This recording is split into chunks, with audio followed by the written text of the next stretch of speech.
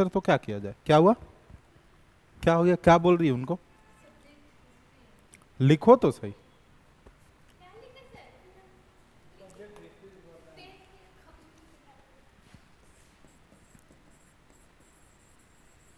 उतना भूमिका नहीं बनाना चाहिए, ठीक है? कि इतिहास क्या है, इतिहास से क्या सीखते हैं, इतिहास क्यों पढ़ें, है ना? एक सिंपल लाइन, इतिहास सिलेबस में है और इतिहास के प्रश्न पूछे जाते हैं, उसे हमें पढ़ना है और अच्छे से एग्जाम में लिखना है। उतना गठन गांठने की जरूरत नहीं है ना? तो जो हिस्ट्री को हम बांट रहे हैं एंशियंट में, ठीक है, मेडाइवल में, ठीक है, और मॉडर्न में, यही ना? ये बताओ एंशियंट में हम लोग को क्या क्या पढ़ना रहेगा? मौर्य काल डायरेक्ट बोले ना आप? बोले ना? गलत बोले कि नहीं बोले? कि सही बोले? गलत बोले ना? कोई भी चीज का शुरुआत क्या है उसको पकड़ना पड़ता है, ठीक है? तो आज तुम लोग पूरा हिस्ट्री का फ्रेमिंग कर लो। नासिर से जैसे क्लास लेंगे आप सवाल करने के भी काबिल बन सकते हैं, ऐसा तो कोई दिक्कत नहीं है, ठीक है? मान लो वो तुम्हें सिंधु घाटी सभ्यता पढ़ाए, ठीक है? सिंधु घाटी सभ्यता से तुरंत मेंस में पलट के देखो कि सिंधु घाटी सभ्यता है कि नहीं है, है ना? है। सिंधु घाटी सभ्यता अगर तुमको वो पढ़ाए हैं तो दो चीज है, एक तो होता है फैक्ट, दूसरा होता है कॉन्सेप्ट, और तीसरा होता है उस विषय को लेकर थॉट, ठीक है? तुम्हें कहां पहुंचना है? यहां पे। सिंधु घाटी सभ्यता से तुमको सारा फैक्ट बता दिए नासिर सर? नहीं बताया, कोई बात नहीं, बता देंगे वो। तो सिंधु घाटी सभ्यता में मेंस का क्वेश्चन क्या आ सकता है?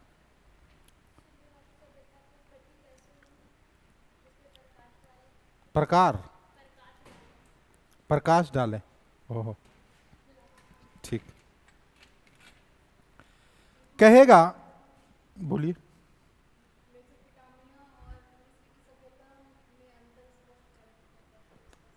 है सिलेबस में? सिलेबस क्या कहता है? सिलेबस जो सिलेबस वो नहीं निकाली है।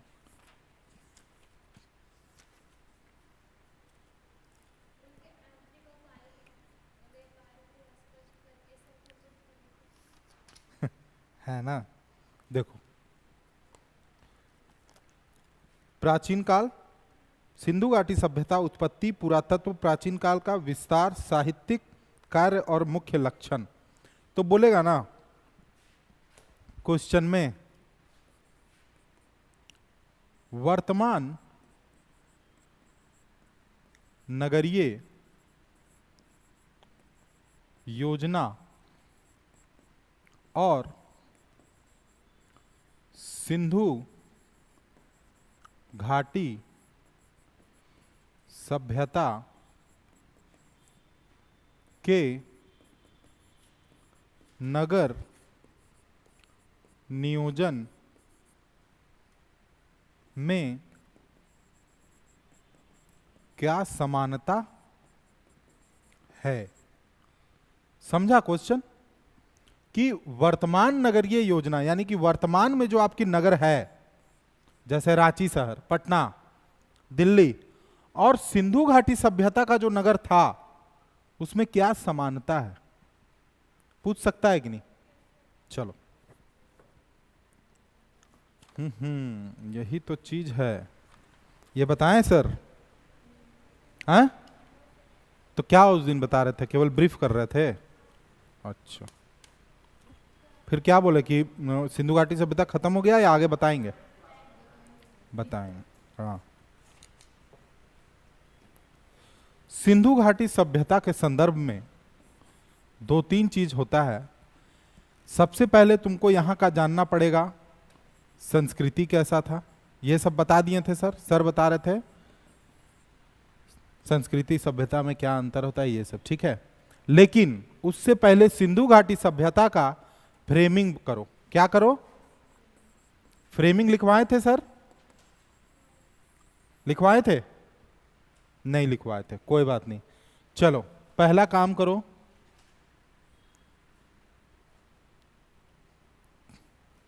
हाँ पहला काम करो,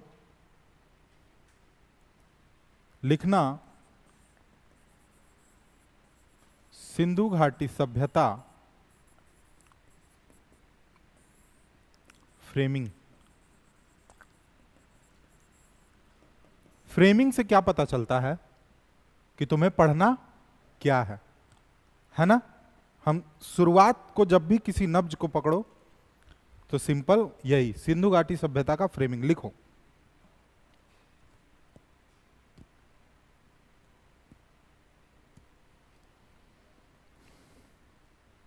पहला लाइन, सिंधु घाटी सभ्यता के विकास के चरण। सिंधु घाटी सभ्यता के विकास के चरण। क्या? यानी कि वो कौन से स्टेप थे जिससे सिंधु घाटी सभ्यता बन के उभर गया? उत्पत्ति है मेंस में, हुआ, मैच किया है ना? लिखो, वो सब भूल जाओ। राखलदास बनर्जी ने खोज किया, वो सब पीटी बेस्ड फैक्ट है, वो करते रहना, कोई दिक्कत नहीं है। दूसरा, हड़प्पा कालीन स्थल। दूसरा,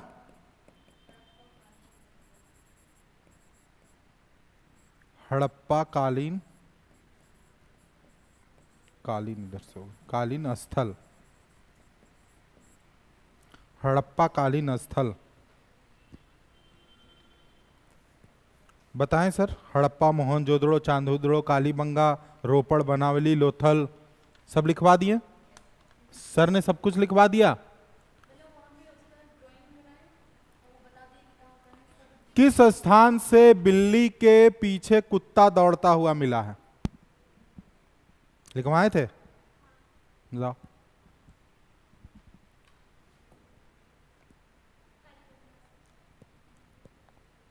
कालीबंगा से मिला? पढ़ियो अच्छे से।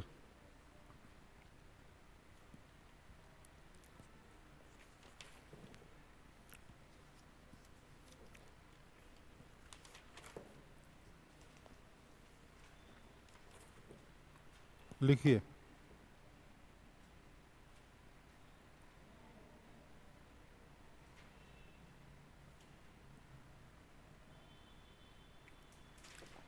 चांदहुदड़ो से मिला है। कहां से? चांदहुदड़ो, लिख लो। ठीक है, यहां पे कोई ऐसा नहीं लेंगे सर हिस्ट्री नासिर सर ही, ठीक है। मेरा बस एक प्रयास है कि हम सिंधु घाटी सभ्यता जैसे पढ़े हो तो उसका फ्रेमिंग बस कर लो, ठीक है। लिखो,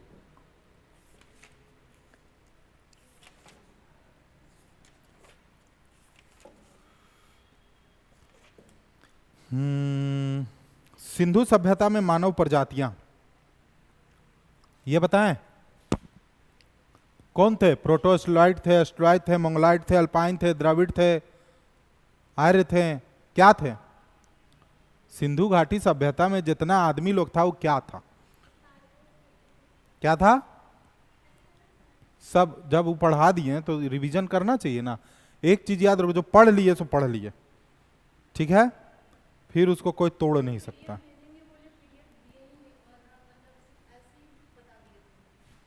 ठीक है, पीडीएफ भी मिल जाएगा, कोई बहुत बड़ा चीज नहीं है। पीडीएफ पूरा इतिहास का हम नोट्स दें?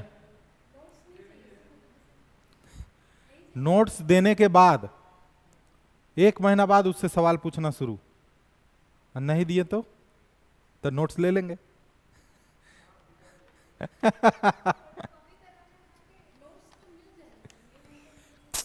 तुम नोट्स तो बाजार में बहुत अवेलेबल है, सिंधु घाटी सभ्यता से नेट में खोजोगे बहुत कुछ अवेलेबल है। याद कैसे करें ये चैलेंज है। हम तुमको क्या बोले? कुत्ता एवं बिल्ली का पदचिन्ह पीछे दौड़ते हुए कहां से मिला? चांदहुदड़ो। कहां? यानी कि कुत्ता बिल्ली क्या कर रहा है? कूद रहा है, तो कूद रहा है ना? क्या शब्द आया? कूद रहा है। और तुम पढ़ो चांद हुदड़ो, तो कूद उसमें आ रहा है, चांद हुदड़ो, है ना। दौड़ उसमें भी आ रहा है, कूद उसमें आ रहा है, शब्द में आ रहा है, याद हो गया। अलंकृत ईंटें कहां से मिली है? ईटा डिजाइन वाला, अंकृत ईंटें कालीबंगा से नहीं। याद कराने का ट्रिक होता है, ठीक है। नहीं कुछ समझ में आता है, पूछो कि सर इसको याद कैसे करें। 1 घंटा में पूरा सिंधु घाटी सभ्यता ऐसे ही याद हो जाएगा, कहना नहीं। लिखो, हड़प्पा सभ्यता का काल निर्धारण। हड़प्पा सभ्यता का काल निर्धारण। दूसरा लिखो, हड़प्पा सभ्यता में नगर नियोजन। हड़प्पा सभ्यता में नगर नियोजन, काल निर्धारण। कब से कब सिंधु घाटी सभ्यता रहा, कौन क्या बोला, कौन क्या बोला। सिंधु घाटी सभ्यता में नगर नियोजन यानी सिंधु घाटी सभ्यता में कौन कौन से नगर थे, कैसे थे, आकार में कैसे थे, लिखेगी तब तो। नगर नियोजन बताए, बताए, बताओ, नहीं रिवीजन की। चलो, हड़प्पा सभ्यता का प्रशासन कैसे चलता था, प्रशासन पता है कुछ? बताए थे सर। व्यापार तो ट्रेड अलग हो गया, प्रशासन कैसे चलता था, राजा होता था कि नहीं?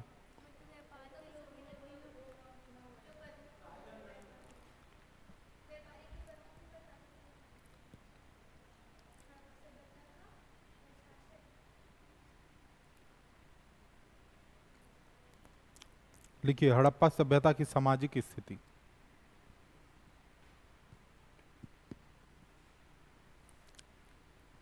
सामाजिक स्थिति मतलब समाज कितने वर्ग में बटा था? तो कोई योद्धा था, कोई विद्वान था, कोई श्रमिक था, कोई व्यापारी था। हड़प्पा सभ्यता की आर्थिक स्थिति।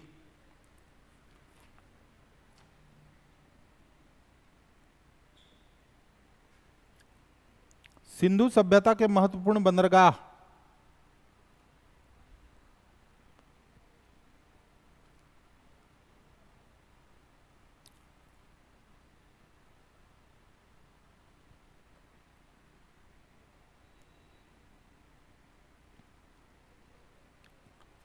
सिंधु लिपि।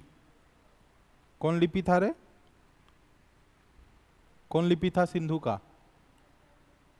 पता नहीं किस रूप में आकर नारायण मिल जाएंगे। वास्त्रोफेदम लिपि। कौन लिपि? वास्त्रोफेदम। बाउस्त्रोफेदम क्या? बाउस्त्रो बाउस्त्रोफेदम लिपि। क्या ये सब फ्रेमिंग इसी को कहते हैं। सिंधु सभ्यता का कला एवं शिल्प, ये पढ़े हो? सिंधु सभ्यता का कला एवं शिल्प पढ़ो पढ़ो, सब बहुत काम आएगा।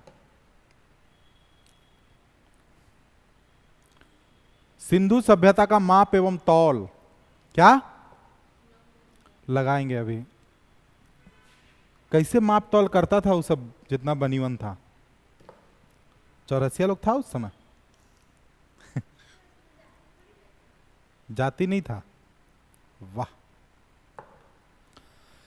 हड़प्पा कालीन धर्म, कौन धर्म के थे? हड़प्पा कालीन कौन धर्म के थे? कि सर बताए नहीं।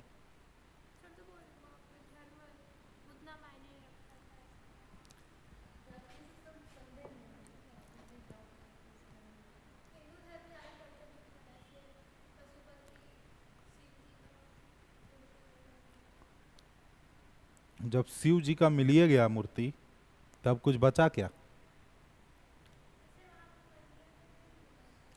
जैसे मंदिर का कॉन्सेप्ट, पहले घर का कॉन्सेप्ट नहीं था तो मंदिर कहां से रहेगा? घर था, ठीक है, लेकिन जैसे आदिवासियों का एक होता है सरना स्थल, है ना, वहां पत्थर ऐसे गढ़ के उसका पूजा वूजा, है ना, पेड़ उड़ का। अब यही आज से 5000 साल बाद क्या होगा कि यही सरना स्थल बहुत मॉडिफाइड करके बहुत बढ़िया मंदिर बनाया जाएगा, तो क्या माना जाएगा कि धर्म नहीं था? तुम जाना रोड में कभी निकले गाड़ी लेके, तो देखोगे रोड में कोई गाछ के नीचे, पेड़ के नीचे इतना बड़ा मंदिर बनल रहेगा, छोटा सा एकदम, सिंदूर उंदूर टिकल रहेगा, ठीक है, तो फेंक के 1 रुपया 2 रुपया कोई चढ़ा दिया, अब भोरे पंडित जी आए उसको समेट उमेट के ले गए, ठीक है। फिर अचानक से देखेगी कि कभी 5 6 साल 7 साल बाद भाई मंदिरवा छोटा था लेकिन अब उसको अवशेष बढ़िया मिल गया, थोड़ा बड़ा मंदिर बन गया, ठीक है, ऐसे मान्यता हुआ, 2 4 बार पूजा हुआ, ढोल मंदिरा बजा, बड़ा मंदिर बन गया। तो क्या उस समय धर्म नहीं था वहां? बहुत ऐसा जगह हम देखेंगे हनुमान जी ऐसे खड़े हैं, है ना, गधा लेके पहाड़ ऐसे, अब कुछ पूजा पाठ नहीं हो रहा है, बस बेचारा ऐसे हैं, लोगों में जन जागरूकता आई, हनुमान जी का मंदिर बन गया। तो जब शिव जी की मूर्ति मिलिए गया, पशुपतिनाथ जो बोल रहे हो, क्या जी अनीस, तो बचा क्या बोलने के लिए कि हड़प्पा कालीन जो सभ्यता थी वो मूर्ति पूजक थी, सिंपल। नहीं मूर्ति, अब उसको हिंदू धर्म बोलना भी सही नहीं है क्या? मूर्ति पूजा खाली हिंदू धर्म में होता है?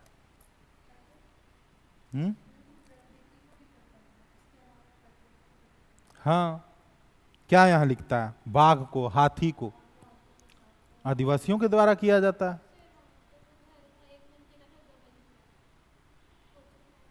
एक मंजिला,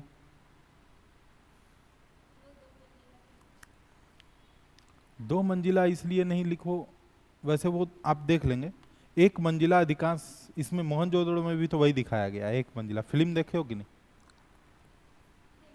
सिंधु घाटी सभ्यता का पतन,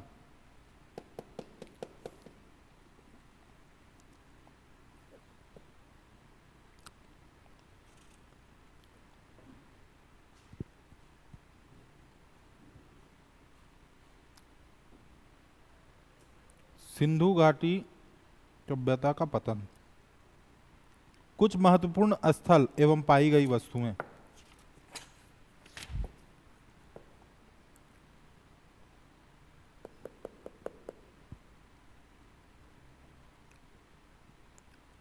उत्तर हड़प्पा कालीन संस्कृतियां,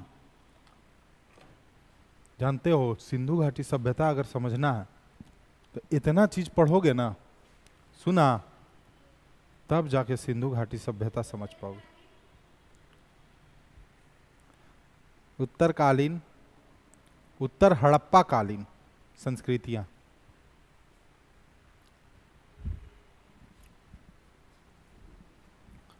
चलो ये बात हो गया तुम्हारा सिंधु घाटी सभ्यता का।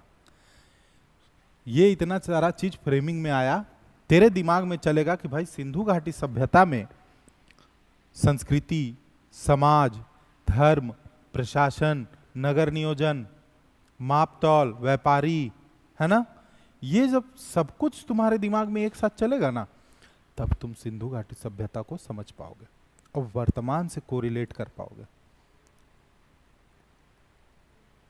अब वर्तमान से कोई चीज कोरिलेट नहीं करोगे तो कैसे ये काम हो पाएगा?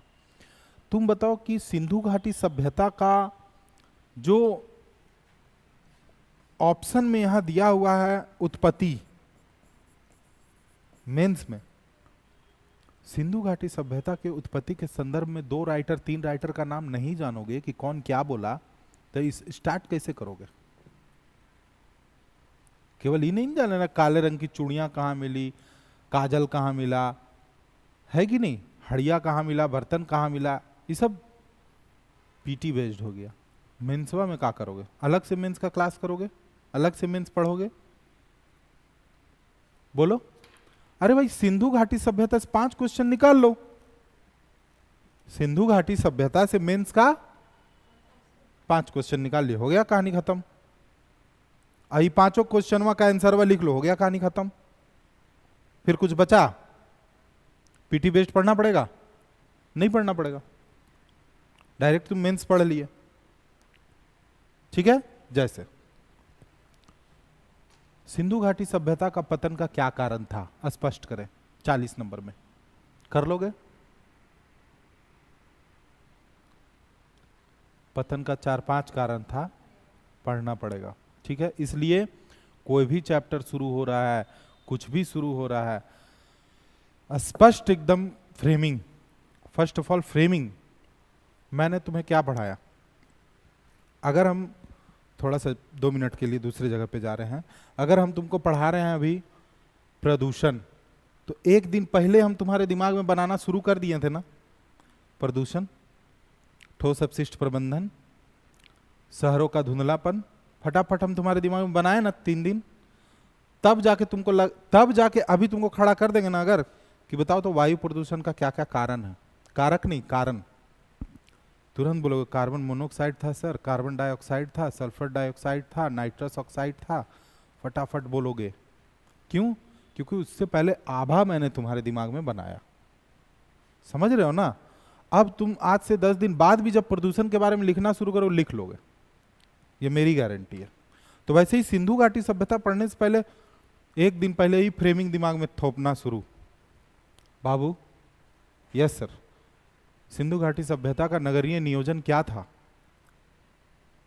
तब बोलोगे ना कि सड़कें समकोण पे काटती थी, ठीक है, नालियां घर के आगे से जाती थी, घर के दरवाजे पीछे खुलते थे, खिड़की आगे होता था। आज भी तुम गांव घर में जाओगे ना तो देखना, जो मिट्टी का घर रहेगा वो बहुत, जैसे मान लो ये तुम्हारा गांव है, एक सड़क ऐसे गया, एक सड़क ऐसे गया, ऐसे गया, देखो सब सड़कवा एक दूसरे को काटेगा समकोण में। ठीक है। मिट्टी का जो घर रहता था इस तरह का रहता था, ठीक है, नलिया इस तरह से जाएगा किनारे से, सड़क इधर से, लेकिन देखना कि गेटवा यहां पे रहता था घर में घुसने का, और खिड़की यहां ऐसे बना रहता था हैं? घर से ऐसे घुसने के बाद खिड़की से रोड ऐसे देख रहा है। आज का घर में क्या है? जस्ट अपोजिट हो गया। तो तुमसे इस तरह का क्वेश्चन पूछेगा मेंस में, यूपीएससी में निकाल के देखो कि सिंधु घाटी सभ्यता से कैसा क्वेश्चन पूछा है, नोट्स हम दे देंगे। हो रहा है टाइप? क्लियर? ये तुम्हारा सिंधु घाटी सभ्यता का फ्रेमिंग है। अगला लिखो। भाई एक बात बताओ, क्लास किसका चल रहा है? हिस्ट्री में 3 पार्ट। पहला पार्ट प्राचीन भारत, है ना? प्राचीन भारत में कितना पार्ट? 10 पार्ट कम से कम। अब कैसे पढ़ेंगे कि पूरा पढ़ लें? तो डे 1 से पहला पन्ना में ये सब चीज रहना चाहिए। प्राचीन, मध्य, आधुनिक। मध्य तो अब खत्म हो रहा है सिलेबस से, ठीक है। तो प्राचीन पढ़ना है, तो प्राचीन का पहला यूनिट उठा लिए। पहला यूनिट का भी फ्रेमिंग होगा 10 ठो। फिर 10 में से तुमको पहला, दूसरा, तीसरा कंप्लीट करना है। फिर दूसरा यूनिट में जाएंगे तो जैसे ही सिंधु घाटी सभ्यता कंप्लीट करोगे तो चल जाओगे वैदिक काल में। अभी मौर्य काल में नहीं जाओगे तुरंत। तो किस इतिहास को समझने के लिए 3-4 चीज समझ लो। कोई भी काल का इतिहास, समाज को समझना, संस्कृति को समझना, उस समय के समाज को, उस समय के संस्कृति को, ठीक है, उस समय की आर्थिक,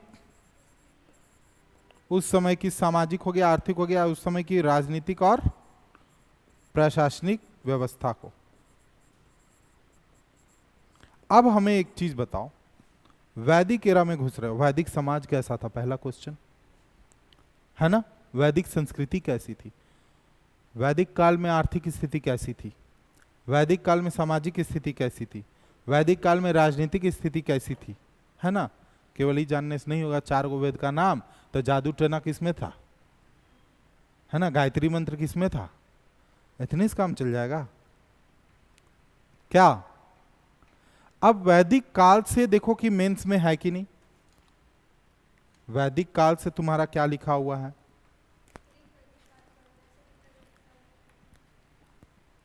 वैदिक काल में तुमसे देखो कितना अच्छा बोलता है, आर्यों की उत्पत्ति। क्या, आर्यों की उत्पत्ति। आर्य कौन थे,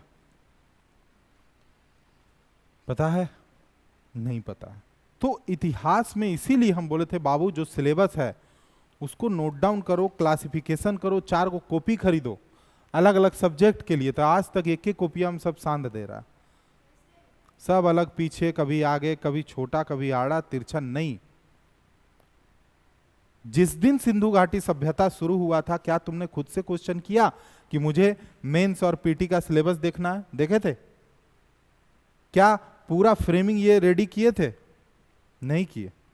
क्या तुम्हारे दिमाग में आया कि सिंधु घाटी सभ्यता सर पढ़ा रहे हैं तो यहां लिखा हुआ है विस्तार, तो सर से पूछेंगे सर विस्तार का मतलब क्या हुआ, तब ना वो बताते हैं कि विस्तार का मतलब सिंधु घाटी सभ्यता का एक्सपेंशन कैसे हुआ। यहां लिखा हुआ है वैदिक साहित्य का पुरातन और स्तरीकरण, कि ये क्या है। तो पहले से थोड़ा घर में एडवांस वर्क करके आओ, स्मार्ट वर्क करते नहीं हो, फिर लगेगा सर ये चीज छूट रहा है, ये चीज छूट रहा है। ये सब करना चाहिए, ठीक है। पूर्व ऋग वैदिक काल के दौरान समाज, अर्थव्यवस्था और धर्म, हम अभी तो नहीं लिखे, अभी तो हम नहीं देखे इसको, लेकिन क्या हम छोड़े हैं यहाँ, समाज लिखिए दिए, संस्कृति लिखिए दिए, आर्थिक स्थिति लिखिए दिए, सब तो यहाँ लिखल है। सुनी, तो तुम्हारा जब वैदिक काल को पढ़ने का जब टाइम रहेगा तो उसमें तेरा फोकस 3-4 चीज पे रहेगा, अर्थव्यवस्था, धर्म, समाज। लिखो, हिस्ट्री का कर लो, फ्रेमिंग कर लो, हिस्ट्री के बाद लिखो, ये तुम्हारा सिंधु घाटी सभ्यता के बाद लिखो वैदिक काल।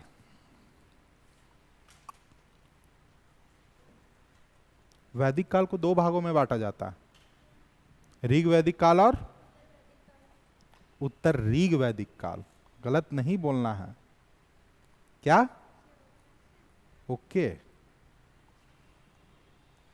चल लिखो।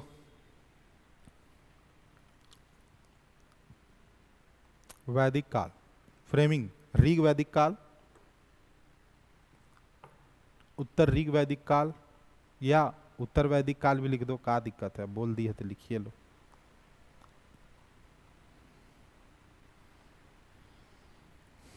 लिखो ऋग वैदिक आर्यों की भौगोलिक स्थिति, ऋग वैदिक आर्यों की भौगोलिक स्थिति।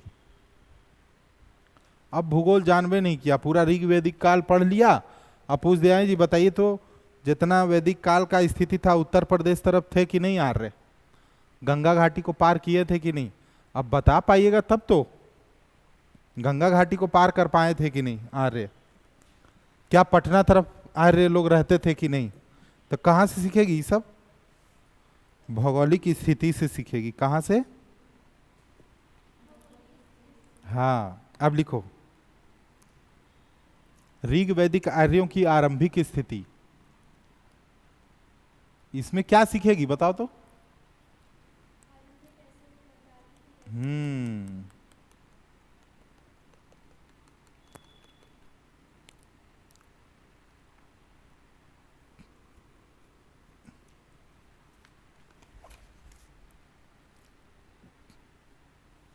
ऋग वैदिक आर्थिक जीवन,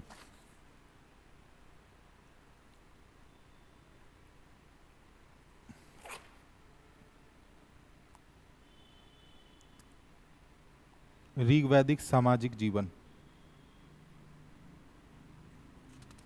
ऋग वैदिक कालीन धर्म,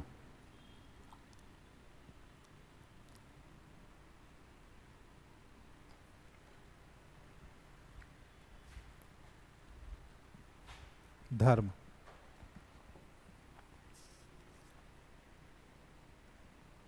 अब लिखना उत्तर वैदिक काल, उत्तर वैदिक काल के दौरान अर्थव्यवस्था,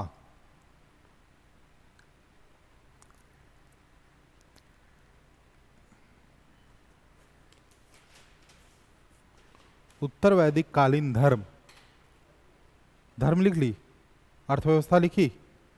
ओ ठीक है। अब तुम जो टॉपिक लिखे वैदिक काल से, ठीक है, एकदम जेपीएससी फोकस होकर करना है, ठीक है। अब देखो, जैसे वैदिक काल में इतना चीज तुमको पढ़ना है, इससे ज्यादा चीज ना पीटी में पूछेगा ना मेंस में पूछेगा। ऐसा नहीं है कि तुमसे वैदिक काल में लिख दिया है धर्म, ठीक है, वैदिक काल में धर्म, तो पीटी में भी जो क्वेश्चन एक लाइन वाला पूछेगा ना, वो इसी के इर्द गिर्द पूछेगा, समझा। ऐसा नहीं है कि वो इस सब्जेक्ट, इस विषय से, विषय वस्तु से, केंद्र से हट के पूछेगा, ठीक है। चलिए फिर देखिए, चौथा में लिखा हुआ है लिच्छवी, और पढ़िए।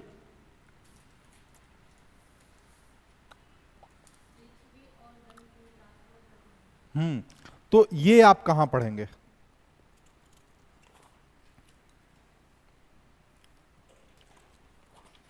मगध का उत्कर्ष हुआ था, बीच में आपको जैन धर्म, बौद्ध धर्म भी पढ़ना पड़ेगा पीटी के लिए, ठीक है। लेकिन अगर आप यहां देखेंगे तो जैन धर्म, बौद्ध धर्म कहीं है? जेपीएससी में है जैन धर्म, बौद्ध धर्म? इसलिए दिमाग नहीं लगाना है उतना। क्या अनीस देख रहे हो? झारखंड में वो तुम पीटी बेस्ड पढ़ लेना, जो 110 क्वेश्चन तुमको बनाना है झारखंड रिलेटेड। मैं मेंस में बात कर रहा हूं, जैन धर्म, बौद्ध धर्म है, आप झारखंड में पढ़ो ना, मैं मेंस की बात कर रहा हूं। क्या? चलो लिखो, महाजनपदों का उदय। एकदम अलग है। 16 महाजनपद था रे, कितना?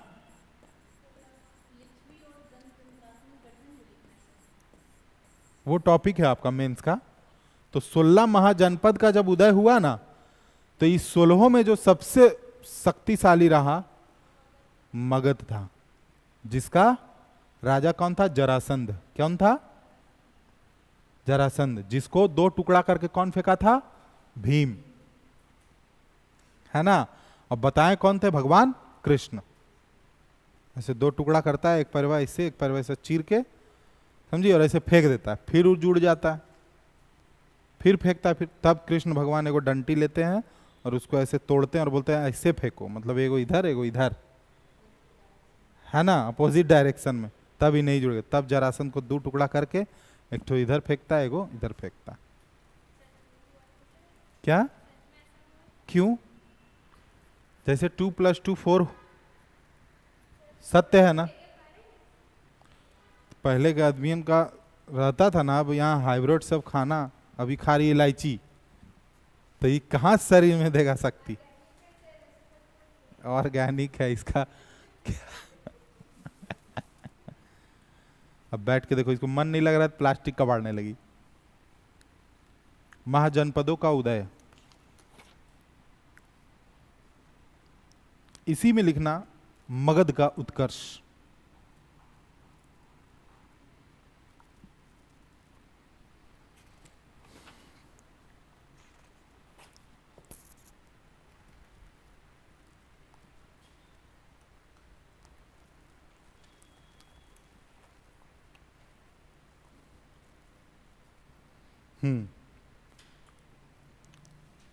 इतना लिखने के बाद देखो, इस सब में हम कम लिखवा रहे इसलिए क्योंकि इस पे फोकस।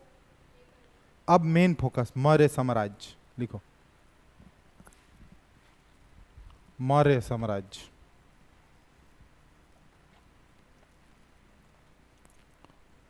पहला लिखना मौर्य साम्राज्य का विस्तार, मौर्य साम्राज्य का विस्तार।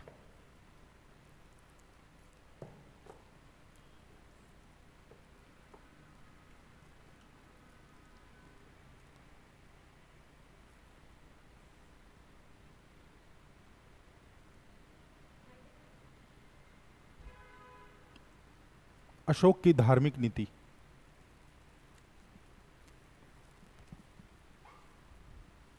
अशोक की धार्मिक नीति।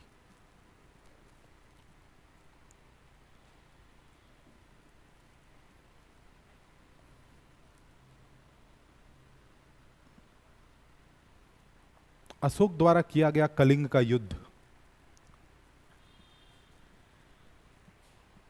अशोक द्वारा किया गया कलिंग का युद्ध। अब क्या तुम लोग करोगे कि मौर्य साम्राज्य है लिखा हुआ, पीटी बेस्ड पूरा रटना शुरू।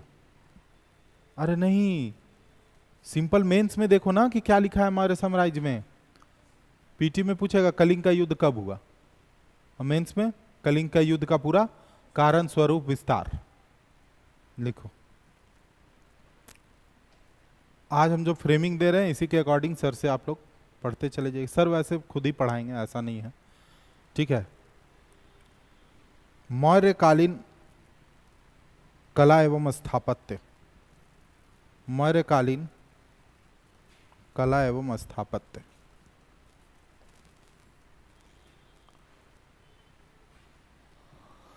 मौर्यकालीन कला एवं स्थापत्य। अब मौर्य काल के बाद तुम्हारा जो अगला टॉपिक आता है, ठीक है, मौर्योत्तर काल। मौर्योत्तर काल में भी बहुत सारा वंश होता है, जैसे सुंग वंश, कनव वंश, ठीक है, सातवाहन है। लेकिन तुमको इन सारे में तुमको क्या पढ़ना है, जो विदेशी एक कुषाण शासक आया, कुषाण, ठीक है, कुषाण वंश का नाम सुने होंगे, ये सर तुम्हें पढ़ाएंगे, ठीक है। तो मौर्य के बाद सीधा आता है कुषाण, कनिष्क, ठीक है।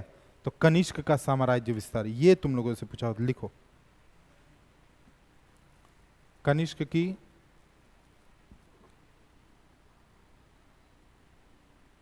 साम्राज्य विस्तार या कनिष्क द्वारा किया गया साम्राज्य विस्तार। कनिष्क का धार्मिक नीति।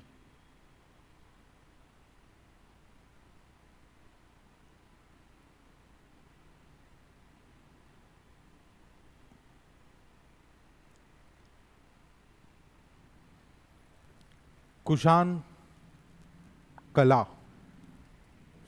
कुषाण कला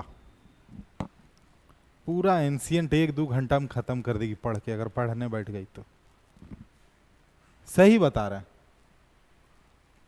लेकिन उतना मेमोरी मजबूत करना पड़ता है, तबे होगा ये सब। अब लिखो गुप्त काल।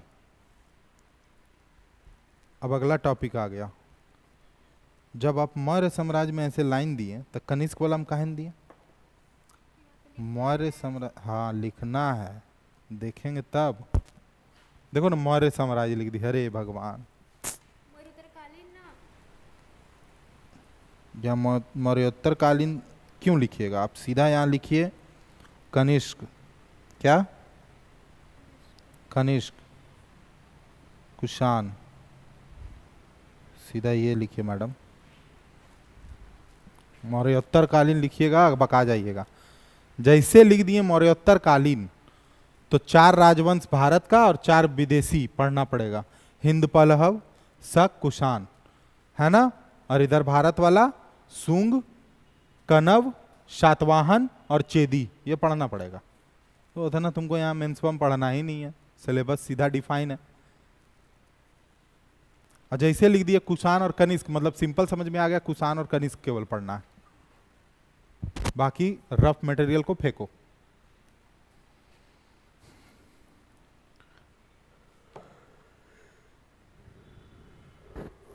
लिखो गुप्त साम्राज्य या गुप्त काल। गुप्त काल के दौरान भाषा और साहित्य बहुत लिखा गया इस समय। गुप्त काल के दौरान भाषा एवं साहित्य। गुप्त काल के दौरान भाषा एवं साहित्य। गुप्त कला, गुप्त कला तथा स्थापत्य। गुप्त कला तथा स्थापत्य।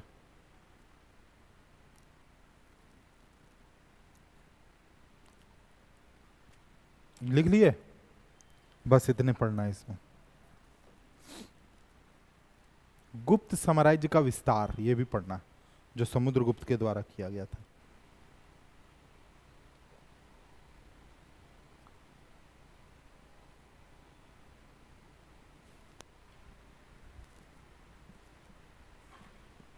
अब सीधा अगला, हर्षवर्धन अंतिम हिंदू राजा। हर्षवर्धन अंतिम हिंदू राजा के रूप में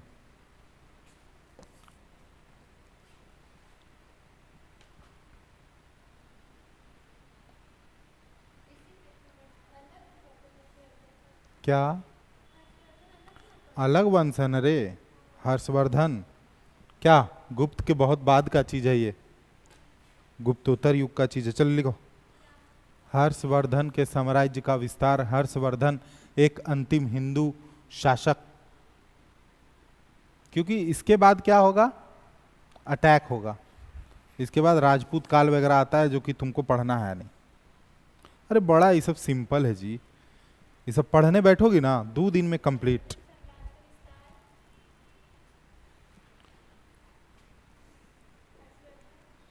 अंतिम हिंदू शासक के रूप में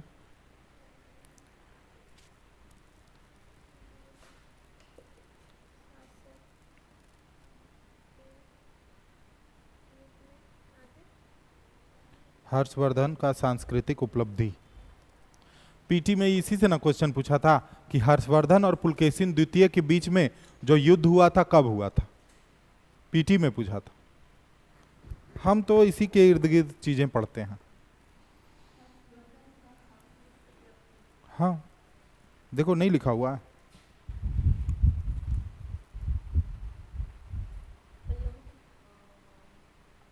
अभी पल्लव बहुत बाद का चीज है, पढ़ो लिखो।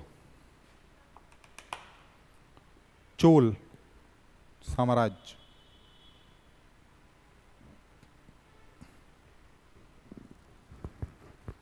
चोल साम्राज्य।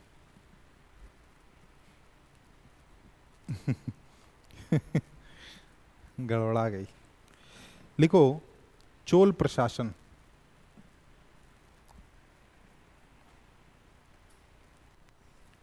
चोल प्रशासन,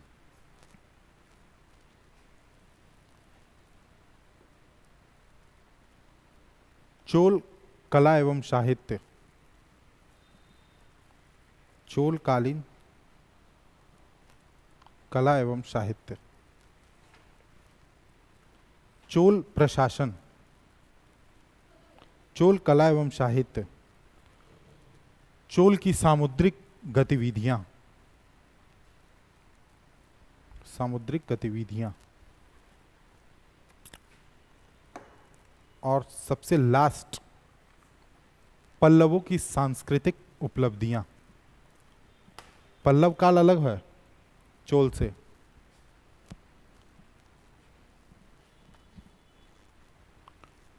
पल्लवों की सांस्कृतिक उपलब्धियां। अब देखो, इतना जो तुम मेंस का लिखे ना टॉपिक,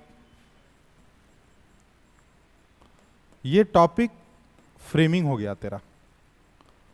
अब जब भी पढ़ोगे, सिंपल जो टॉपिक पढ़ोगे उसमें तुम्हें यही करना है कि भाई इतिहास को सर याद कैसे रखें, है ना, रिमेंबर कैसे करें।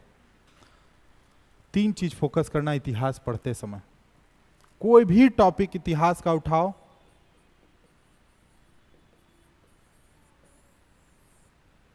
ये जरूर याद रखो कि उसका टाइमिंग क्या है। और उतना लंथ फंद बहुत नहीं बनाना है। सभ्यता संस्कृति उतना तुमसे क्वेश्चन ही नहीं पूछ रहा है भाई। तुम इतना पढ़े, सिंपल तुमसे पूछा चोल प्रशासन के बारे में पढ़ाएं, बताएं, चोल प्रशासन के बारे में स्पष्ट करें। क्या करोगे तुम उस समय? चोल का टाइमिंग, चोल का प्रशासनिक व्यवस्था कैसा था, चोल की स्थानीय शासन व्यवस्था कैसे थी, सिंपल तुमको यही जानना होगा। मेन फोकस का बात यही है, ठीक है ना। हम हमेशा कहते हैं फोकस पे आओ, सीधा टॉपिक पे आइए, उसका टाइमिंग देखिए आज जो एंशियंट इंडिया यानी जो तुम्हारा प्राचीन भारत है, इतिहास, अब ध्यान रखना है तुमको कि मेंस बेस्ड कर लो। क्या? मेंस बेस्ड कर लेना, पीटी कंप्लीट हो जाएगा। पीटी में 5 क्वेश्चन यहां से पूछा जाएगा। कितना? पहले प्राचीन को टारगेट करना है, ठीक है?